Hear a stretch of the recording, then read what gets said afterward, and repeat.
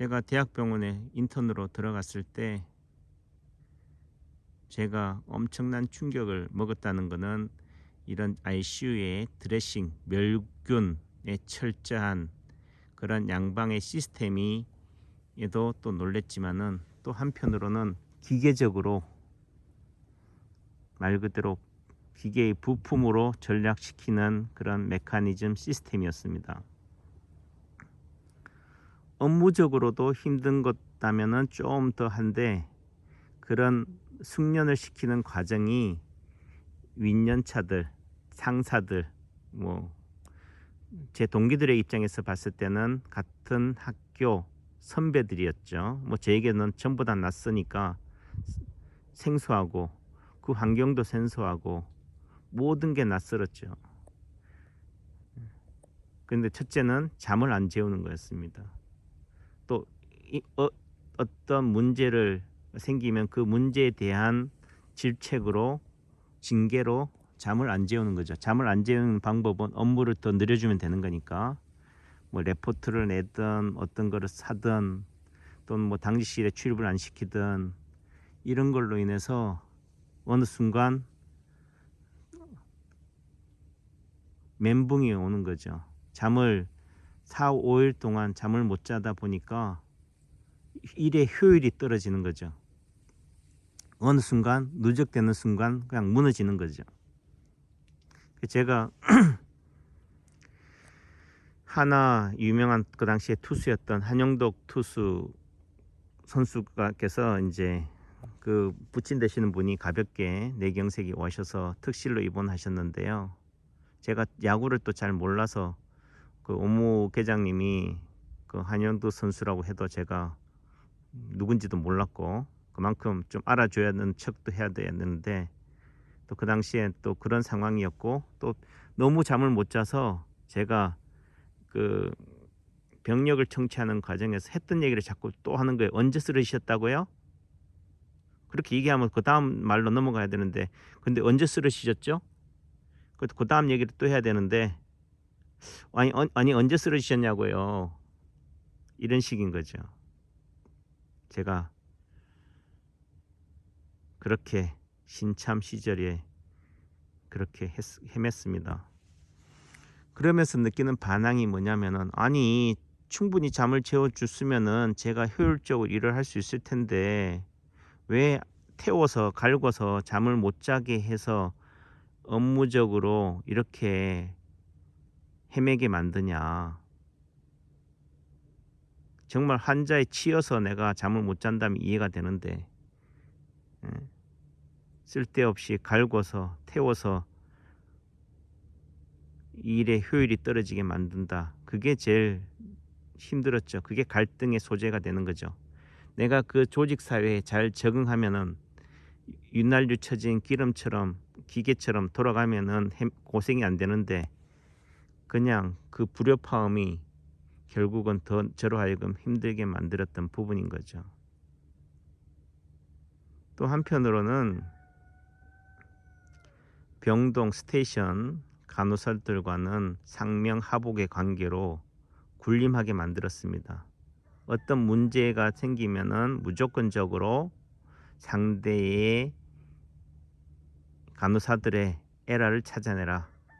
예를 들면 그 에러를 찾아내게 하는 방법은 간호사들을 갈구는 방법은 바이탈 사인, 혈압, 맥박 체온을 예를 들면은 환자의 중증도에 따라서 중하다면은 ICU로 보내고 입원실에서 한다면은 뭐 3시간 바이탈, 뭐 4시간 바이탈, 보통은 6시간 뭐 이렇게 개념으로 가는데 그거를 더 보통 뭐 6시간마다 바이탈 사인 혈압 맥박 체온을 체크하게 한다면은 혈압을 뭐 얼마에서 얼마 이상일 때는 30분마다 체크해서 노티하게 해라. 뭐 이런 식인 거죠. 갈구는 거죠. 그러니까 간호사들이 숙련된 간호사들이 봤을 때는 어떻겠어요? 가짜않지 않겠어요? 그리고 또 제가 힘들었던 거는 그걸 왜 해야 되는지를 모르는 상태에서 일을 시켜야 되는 거고 또 내지는 상대가 뭘 잘하는지 못하는지를 모르는 상태에서 무조건 호통을 치는 거였습니다. 그냥 사지로 내몰리는 거죠. 그런 과정 속에서도 제가 신기한 거는 두 선생이었습니다. 극단을 치르고 있는 대전대 천안한방병원장을 했던 김윤식 교수. 그 김윤식 선생은 항상 스마일이었어요.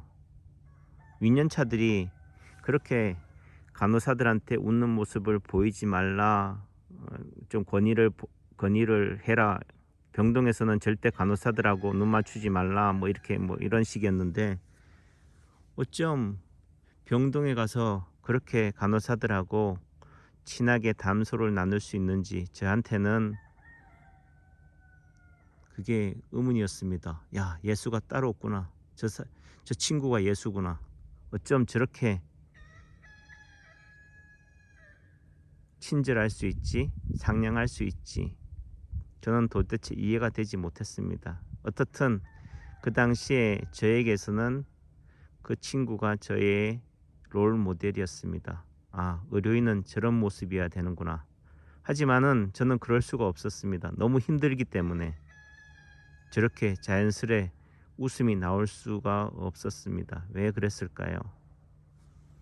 지나고 나서는 그 당시엔 이해가 안 됐지만은 지나고 나서 보는 관점에서는 대전대 병원 출신들은 그래도 타이트하게 그래도 체계적으로 본과 3, 4학년 인상 실습이 이루어졌던 거고 저는 동국대에서는 그 당시에 그런 체계적인 수련이 특히 양방적인 그런 수련을 못 받았기 때문에 메디칼 텀조차도 다 입사하자마자 수련 과정 중에 배워야 했기 때문에 그 친구들은 그래도 본 3, 4, 2년 동안 양념으로나마 맛으로나마 익혔기 때문에 숙달이 돼 있었던 거고 또 선배라 하더라도 예전부터 서클 동아리 선후배로서 그나마 친하게 지내왔던 부분이 있었다. 물론 그렇게 친하게 지내던 선배가 어느 순간 안면 까고 갈구고 태우는 그런 입장에서는 배신감이 더 클 수도 있었겠지만은 저의 경우에 있어서는 사람도 조직도 모든 게 낯설었기 때문에 더 힘들고 어렵지 않았나. 게다가 빨랫감마저도 다른 동기들은 일주일에 한 번씩 가족들이 와서 빨래를 새로 교체해 주는데 저는 주말에도 당직실에도 출입을 못하게 하니까 그나마 새벽이나 늦은 새벽에 빨래를 세탁기에 돌리고 하면서 말리지도 못하면서 그렇게 해야 됐던 그런 시대적 상황이 저를 더 힘들고 어렵게 하지 않았나라는 생각이 듭니다.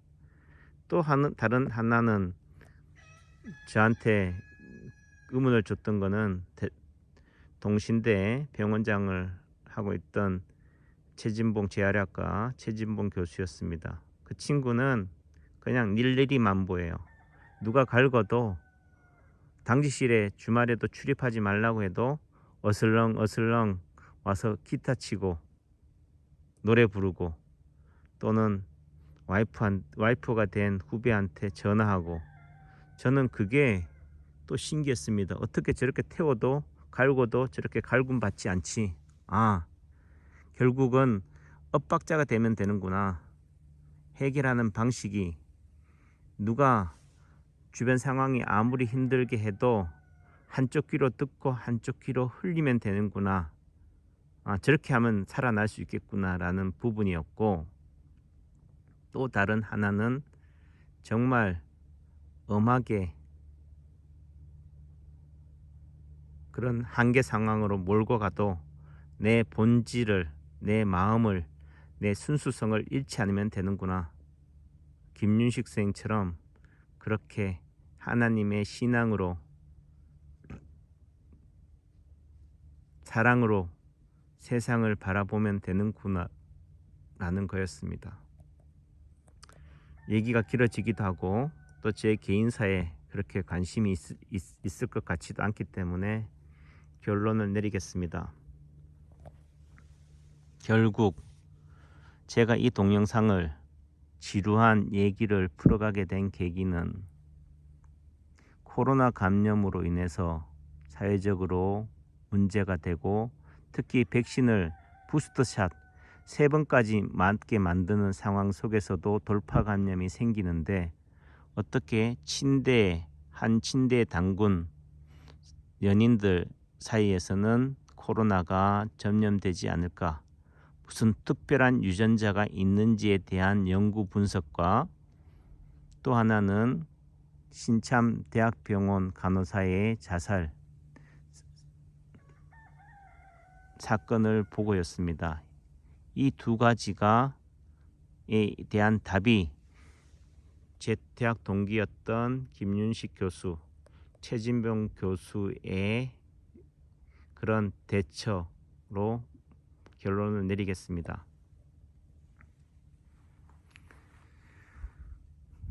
결국 조직의 기계의 부품으로 전략화된 이 시대 상황에서 살아남으려면 그 기계의 부품처럼 되면 됩니다.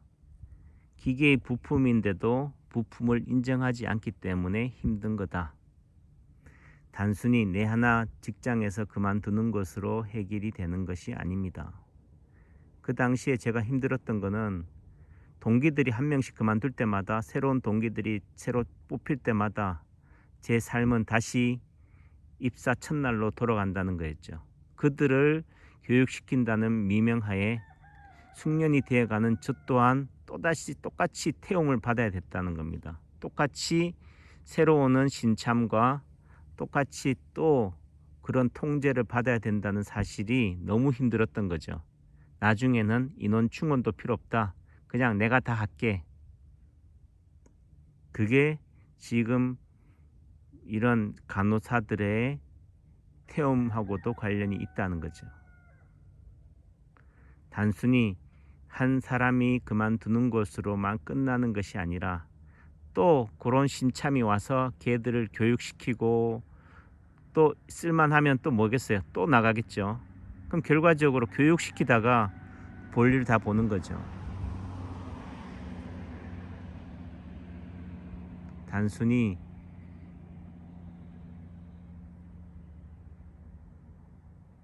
윈년차가 선배가 태운다고 갈군다고만 문제를 찾을 일이 아니다. 국가에서는 양질의 진료를 목적으로 인원수를 배정하고 있습니다. 몇 명 이상은 더 뽑지 못하게 해라. 아니, 환자당 예전에는 뭐 15명이 뭐 한 명이라면은 지금은 양질의 진료를 이유로 간호사를 뭐 7명에 1명 이런 식으로 해서 간호사를 더 많이 충원하게 만든 거죠. 자연스레 그만큼 새로운 인력이 충원되지 않으면은 병원의 평가나 이런 데서 지장을 받게 됩니다. 또 내지는 그것이 충원되지 않으면 심한 경우 징계를 먹게 되기 때문인 거죠. 통제를 받고 있다는 겁니다. 국가의 통제를. 결국 한 간호사의 죽음은, 자살은 국가의 문제다. 정치인의 문제다라는 거죠. 또 내지는 국민의 문제다라는 거죠. 그게 어떻게 한 파트장의 책임으로만 전가할 일이냐. 다만 그 파트장과의 나눈 카톡의 대화 속에는 오로지 기계로만, 부품으로만 보고 있다는 거죠. 그 안에는 사랑이 없다. 결론입니다. 결국은 사랑이 답이다. 기계가 돌아가기 위해서는 기계만으로는, 부품만으로는 돌아가지 않는다. 윤활유가 필요하다. 기름이 필요하다. 결합력이 필요하다. 그 결합력이 바로 사랑인 거죠. 그 간호사가 왜 자살을 했을까요? 주변에 빛 같은 존재가 보이지 않았기 때문이라고 생각합니다. 단순히 일이 힘들다고 죽지는 않는다. 어느 선배가 그런 얘기를 하더라고요. 어느 정치인이 자살을 했다. 과거의 부정부패로 또는 그 조직의 모든 책임을 혼자 떠안고 묻기 위해서 자살하기도 한다라고 하지만은, 그래도 사랑하는 아내가, 가족이 지지해주는 어느 누군가가 있다면은 그렇게 자살이라는 상황으로 내몰리지는 않는다. 한 사람이 죽음으로 세상과 항거한다면은 그것도 항거의 표현이다라고 볼 수 있는 거죠. 결국 어느 누구에게도 내가 별 같은 존재가 아니다라는 사실의 자괴감에 죽음으로 삶을 마감한 것이다 라는 얘기를 하시더라고요. 저도 그런 관점에서 결국 사람은 꽃보다 아름다워, 당신은 별이다 라는 말씀으로 마감하겠습니다. 한 침대의 뒹굴어도 감염이 되지 않는 것은 상대의 침이